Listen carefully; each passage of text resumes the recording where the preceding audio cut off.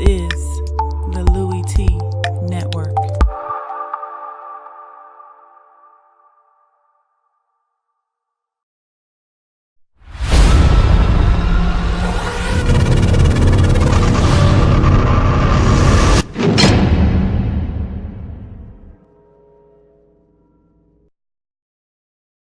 Who else could it be but me, your man, Louie T? Welcome to lockdown coverage, week number 3 in the National Football League.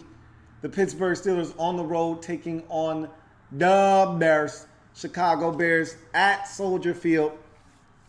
Not many people expected this to be the ball game it ultimately turned out to be. And really, in hindsight, in watching this, I watched the entire game. This game shouldn't have been this close. The Bears should have dominated this game on the scoreboard, to be honest with you.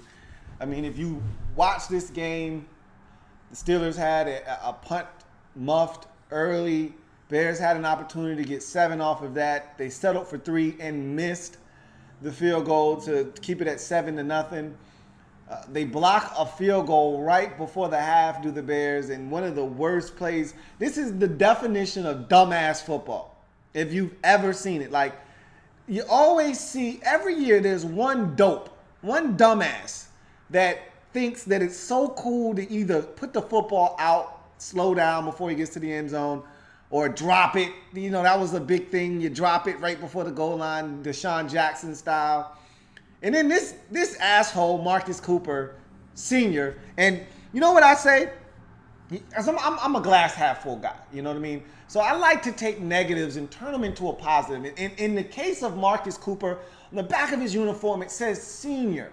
Okay, so that tells me he's got a little one. He's got a little guy with the same exact name, Marcus Cooper Jr., right? So if I'm Marcus Cooper Sr., you know what I do here? Yeah, that was some dumbass football, and I should be ashamed of myself. But you know what I do? I take little Marcus Jr. and I say, hey, don't be like Dad. Don't do that, okay? Use this as a teachable moment for the youth of America, for Marcus Cooper Jr., and you tell your son, don't be like Dad, be better than Dad. Don't ever do that. Dad was a dum-dum. Don't be Dad. Be better than Dad. So we can spin this into a positive, but that should have been a touchdown right before the half. And in typical Bears fashion, not only do they blow an easy touchdown, but then the officials try to bungle the situation by sending the teams to half with no scoring opportunity. Then they call into New York, and New York says, hey, hold on a minute. This, because of the situation and the batted ball in the end zone, great hustle first and foremost by Vance McDonald, tight end for the Steelers, and their holder, the punter, for batting the ball out of the end zone and forcing the Bears to have to go for a touchdown with no time and untimed down from the 1-yard line. And in typical bad team fashion, false start. You don't even get an opportunity to score a touchdown. You instead have to go backwards 5 yards to the 6, and then your coach does the right thing. John Fox says, to hell with it. Just kick the field goal. And instead of being in a position where you got a chance to score a touchdown and go up 21-7 at half, which you should have been because of your dumb corner that decides he wants to stop at the 1 and walk in and gets the football stripped from him. Instead of having the opportunity to then at least rectify the situation and score a touchdown, you go false start. Charles Leonard Jr., your left tackle, goes false start, and now you got to settle for a field goal. So now it's 17-7 instead of 21-7, and you probably win this game if it's 21. If it's 24, which you should, you had an opportunity for 10 points, and you only come away with 3. Had you come away with those 10 points, your field goal and that touchdown, and it's 24, you win this game going away because you dominated. Instead, you leave the door slightly ajar. And you know how that goes. And you can't leave the door slightly ajar for good football teams.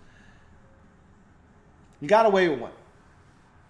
Let's get to this game breakdown, though. Let's talk Bears. Let's talk Steelers. Let's talk how the Bears were able to steal one from the Steelers in this football game and avoid 0-3, and more importantly, Steelers missed an opportunity to go 3-0 for the first time in like 10 years. I mean, they've struggled to go 3-0 normally because they have a tough schedule to start. They actually had a soft schedule to start this season and had a great opportunity to go 3-0. You know, the home game against Minnesota, not an easy team to play, but no Sam Bradford, that gave you an opportunity to dominate, and you did. This was an opportunity to go 3-0, and you blew it. So, if you're out there, thank you for joining me. If this is your first time, subscribe to the Louie T Network for more great content in 2017 and beyond. We're changing the game. I want you to help us do that by simply subscribing to the channel. I've got a ton of social media outlets that you can either follow or like. That's all in the description. If you want to donate to this channel, that is in the description as well through PayPal. So there's a link in the description. Click on the link. It'll take you exactly where you need to go to donate. It doesn't matter how big, how small. I take all donations in any event. Let's get down to the breakdown of this game. We start with the Bears, the winning team here. And that's something that I didn't expect to be saying at the end of this breakdown. Never once did I think, even when the Bears were in this game in the fourth quarter, had a lead, I never once thought the Bears were going to win this game. When this game went to overtime, I never once thought the Bears were going to win this game. I always thought the Bears were going to blow this game. After the blown opportunity on the block punt for a touchdown, I said, these bastards are going to lose, okay? They missed a field goal. They missed an opportunity there. These bastards, and then I was going to say on my video, this is why bad teams lose. This is why the Bears are 0-3. And that was going to be the basis of this. But because this team is different, and I told you this before the season started, I told you there were 3 teams that were going to be bad record-wise this year, but they were going to compete and scare the hell out of some teams and even win a game or two they had no business winning. Those 3 teams were San Francisco, Chicago, and Cleveland. Now, I said it's not going to show up on the stat sheet in terms of wins and losses. You're probably going to win 5 or 6 games if you're the Bears this year, which, again, dramatic improvement from last year's output in total when I think you won 3 games. Bottom line is, this team is going to compete. You had Atlanta on the ropes week 1. You let them off the hook. You should have won that game. You had Pittsburgh, and I thought you were going to let them off the hook. You didn't. And I guess you can go ahead and bench Mike Glennon now, because that's what everyone was calling for after week 2, which is what we do now as a society, which is what we do as fans now, because we're too goddamn impatient to wait. We got to know. We got to see what this guy can do right away. So after this loss, I guess it's okay to bench Mike Glennon. Oh, wait, you didn't lose the game. You actually won the game. Did Mike Glennon have a huge say in the outcome of this game? No, but he didn't blow this game. Did he throw an interception? Yeah, he threw an interception in this game. Would Mitchell Trubisky have thrown an interception? Probably so. Probably would have thrown more than one. Who's to say? He might have went out and thrown for 300 yards and his team would have won going away. We don't know, but guess what? I damn sure would not want to find out this early in this young season. Okay? So I guess for an extra week, we can hold off all the chants and the dogs that are calling for Mitchell Trubisky to get an opportunity to start for this team, which I think is just absolutely asinine and dumb. But in any event, Glennon was solid, made throws when he had to, handed off the ball, which was probably the best thing he did this game, was just turn around and hand it off. Because Jordan Howard was back like cook crack in this game. Over 100 yards for the first time in a long time, seems like. He was extraordinary. And he had an injury to a shoulder, it looked like, that was really bothering him, and he kept coming back. And he was dominating in the first half, sustained the injury sometime in the third quarter, maybe even into the fourth. And he kept leaving the game, but he kept coming back, and he was huge down the stretch, obviously with the game-winning touchdown. But that was all set up by Tariq Cohen, the human joystick, doing what it is he does. And I thought that was actually a touchdown on the run, and that would have been a great way to end this game. I thought he deserved to be able to walk off and say, yeah, that was me. I did that. They took it away from him. I didn't think it was warranted. I thought it was a touchdown. But in any event, they called it back to the 36, and the Bears just said, okay, that's cool. We'll just go in and score anyway, and that's exactly what they did. Jordan Howard finishing off the drive with a nice piece of running to get into the end zone and put the Steelers away out of their misery. I thought it was a horrible game by the Steelers. We'll talk about that in a second. But I thought the Bears offensively competed. They dominated on the ground. And that's how you got to win games against teams you have no business beating. You got to eat up time of possession. You got to keep the other team's offense off the field. And you got to be able to run the football. And they did that in this game. And they were able to come out of this game victorious because of the way I thought they played offensively. Don't take anything away from their defense, who I thought also had a strong performance. They went out. They got after Ben. They made him uncomfortable. The only guy that they couldn't stop in this game was Antonio Brown. And again, who stops Antonio Brown? Not many, okay? But I think he had a little bit of a, if you guess you could call it a poor game against Minnesota. I'm guaranteeing if you go back and look at those numbers, they're probably not as bad as it sounds. But 10 for 110 in this game is what Antonio Brown, a.k.a. A.B., a.k.a. Mr. Brown does. And what can Brown do for you? He can help you win a football game when you play pathetic. And he almost helped them do that in this game, just like in Week 1 versus the Browns, when I didn't think the Steelers had their fastball, but Antonio Brown did, and so they won that game.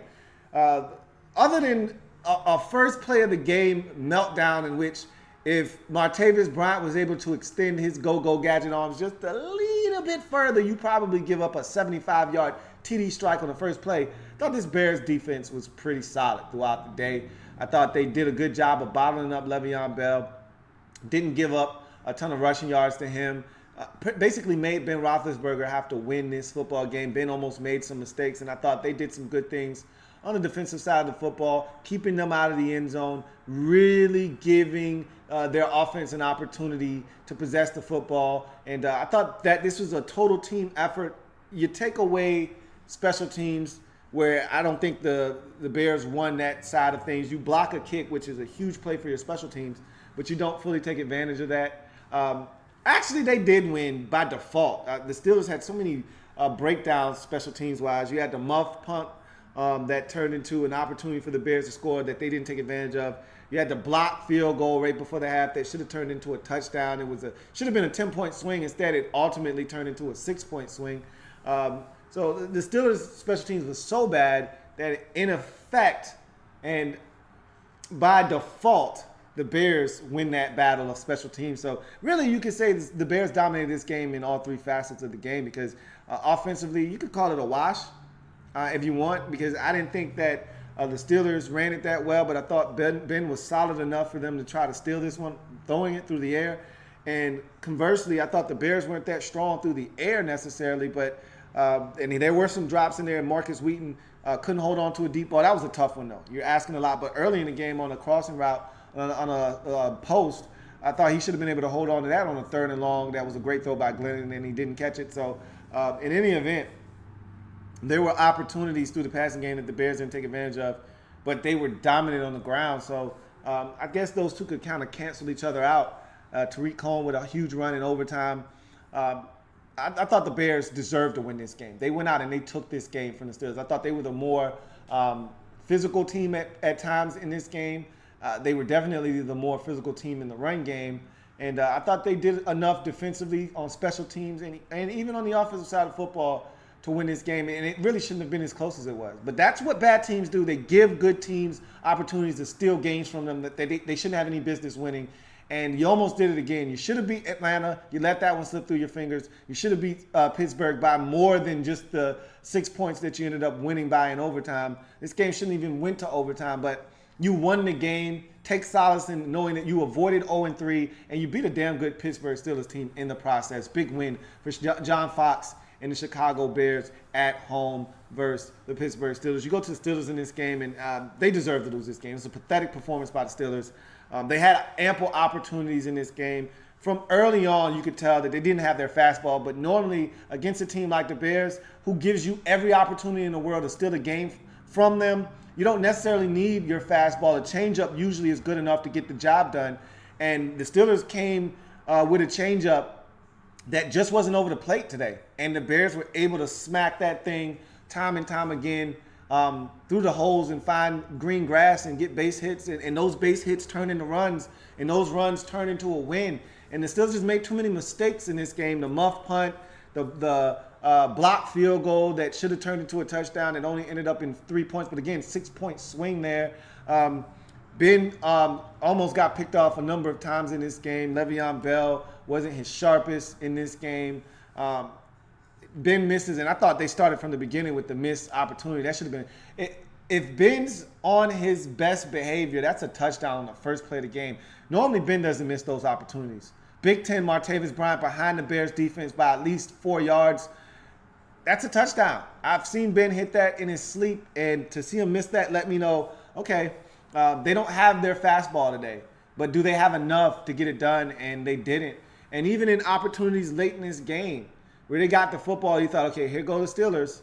They weren't able to take advantage. They had some penalties. They had some mistakes. It just was a wacky, weird game. And the Steelers had opportunities, and they simply didn't take advantage. And then you kick off the football in overtime, and you're expecting them to at least get a stop, a possession, and they couldn't do it. And like I said, the Steelers struggled in this game. The Bears harassed Ben. You lose Foster. I don't know if he ever came back in the game or not. I did miss that to see if he came back on the fumble. Ben got hit. Like I said, this was a sloppy performance by this Steelers football team. Very sloppy performance. Turnovers in the game. Ben gets hit from behind, unaware of his surroundings. Ball is pounced on by the Bears. That's a short field for them, and I believe that turned into their first points of the game, if I'm not mistaken. Like I said, just too many mistakes. They were sloppy in this football game, and they were lucky to even have this game go to overtime. They should have been dominated in regulation, to be honest. But Antonio Brown is such a stud. He's such a beast. And you can see Le'Veon Bell starting to work up a lather. He's starting to get back to that guy that we've come to know and love. A little bit more successful on the ground this game. Did get up over 4 yards to carry. Caught it out of the backfield well. So he's starting to come. It's taking some time, but he's getting there. And they haven't hit their stride offensively yet. And not a single one of these first 3 games have you walked away saying that's the Pittsburgh Steelers that has a chance to win the Super Bowl this year. Haven't seen it yet. That offense still isn't where they need to be. They're still working Martavis Bryant back into this lineup. You saw the makings of what it could be last week with him having a big game, but then Antonio Brown didn't have his best game. You still haven't seen this offense clicking on all cylinders with Brown and Bryant and Ben and Bell, the killer bees, all contributing into an explosion offensively. We haven't seen that yet. It's coming eventually. I don't know when, but it will happen. One of these weeks they'll put up 43 and Brian will have a big 47-yard touchdown. Brown will do what it is he does, 8 or 9 balls for $137 and a touch. Le'Veon will go over 100, and they'll abuse some poor team out there. It's coming, but it hasn't happened yet, and that's why they're not 3-0 right now. Instead, they're 2-1. We're waiting for this offense because, again, the defense wasn't its sharpest, but they only surrendered 17 points in regulation. And so that should have been enough. With the way this Steelers offense is set up, 17 points is supposed to be enough every single time. Not sometimes, not most times, every time. This offense is too good in Pittsburgh for 17 points to not be enough. That should have been enough to get it done on a day where you didn't have your fastball. You only had a changeup. You still were supposed to be able to find a way to win this game. The Bears gave you every opportunity, and you refused to take full advantage of the opportunities given to you. So that's a little disappointing. That's a little off-putting.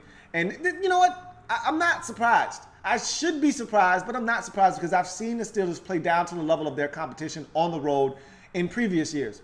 Last year, even though at the time Miami wasn't that good, they ultimately ended up being a good team that made the postseason. Remember, they went to Miami and just absolutely had a performance to forget. Ben gets injured in that game. They lay an egg. They let Jay Ajayi go over 200 yards rushing, which is essentially what they did in this game, allowing Cohen and Jordan Howard to really hurt them on the ground in this game. Benny Cunningham contributed for the Bears as well.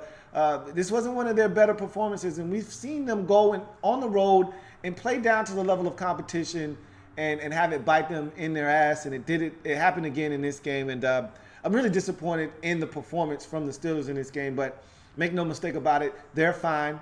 This isn't indicative of who they are moving forward. I just thought that they let their guard down knowing that and I know Mike Tomlin said that this wasn't one of those situations where you look ahead to the next game on the schedule knowing it's a big intra-divisional rival in the Ravens. It doesn't get much bigger than that on the Steelers' schedule. It's hard not to overlook that as a player. I think they overlooked the Bears slightly. You're not telling me anything. They overlooked this Bears team. They thought, okay, if we just go and show up, we should be able to take care of business against the Bears. And they were right. Had they just shown up and did the little things, catch a punt, block a field goal up properly so that you can kick it properly, they probably get out of there with a win in this game. But instead, they don't. They don't do the little things in this game. They don't take care of business. They don't have gap control. They're not assignment sound defensively, and you give up gashes in the run game. I mean, these were chunk plays in the run game. And finally, the dam broke in overtime, and the Bears were able to take full advantage of your nonsense and tomfoolery, and they get away with a 23-17 victory. And honestly, it shouldn't have went to overtime. You didn't play well enough to force this game to go to overtime. The Bears played poor enough to allow you back into this game to go to overtime. And basically, you got what was coming to you. You didn't play well enough to win. You didn't deserve to steal this game in overtime. Bears get it done 23-17, get their first win of the season, avoid 0-3, now at 1-2 on the season with this 23-17 win in overtime. For the Steelers, blew a golden opportunity to start the season off 3-0 in what has been a weak AFC North thus far, with the Ravens getting their ass spanked. You had a golden opportunity to take a 3-0 start to the season into that game with all the momentum in the world, with a chance to go 2 full games up on the Ravens in the standings. Everyone else in this division stinks. Even though Cincinnati is playing a good game in Green Bay, I still don't think they're going to hold on and win this game. We'll see. I'm not convinced that they're going to hold on. We'll see what they do in the second half of this game. But bottom line is, you had a chance to go 3-0. Everybody else in this division was going to have at least a loss. With the bottom feeders in this division with multiple losses to their name, you had a chance to really separate yourself in the following week's game versus Pittsburgh. You had a chance to go 4-0 and drop them to 2-2 and really distance yourself. Now you're right there back with the rest of the pack. And that game next week now is for first place. And so it would have been for first place in any event. It would have been for first place whether you won or lost this game. Now you got to win this game just to make sure that you stay atop the division. Whereas if you would have lost and won this game next week, you would have at least had a piece of first place despite whatever happened. So you put yourself in a little bit of an early season bind. But again, it happens in this league. We see it all the time. Normally the good teams find a way to win this game. The Steelers, unfortunately, couldn't do that. I didn't think they had their fastball. I didn't think they played this game the way it needed to be played. I thought they overlooked the Bears team that they thought they could show up and get a win from. And the Bears had other ideas. Bears get it done 23-17. They get their first win of the season. They're 1-2. Steelers drop a game that they had no business dropping. But ultimately, if you watch this game, they had no business winning this game either. They're now 2-1 on the season with a Week 4 matchup versus the Baltimore Ravens in their sights in next week. I want to say that game is at Baltimore, if I'm not mistaken. I'm not sure, but it's in Week 4. So we'll see what happens. We'll see if the Steelers can bounce back next week versus the Ravens. For the Bears, big win at home. Love it. Want more of it. This is a scary Bears team, and I've said it before. I'll say it again. They're going to be in ball games this year, and they're going to end up beating some teams they have no business beating. Prime example, Week 3 win over the Steelers. It's going to do it for your man Louie T here on Lockdown Coverage. If it happens in the National Football League, whether big or small, we cover it all here on the Louie T Network. Come back and join me as I continue to break down anything and everything in the National Football League. I've got more breakdowns, including Packers and Bengals. Bengals handling business right now. We'll see if that continues in the second half of this game. In any event, whatever happens, we'll come back. We'll break it down here on Lockdown Coverage before the Sunday night tilt. Raiders at Redskins. I'll see you then. Enjoy the rest of this second half football. I'll see you a little bit later. Have a good one.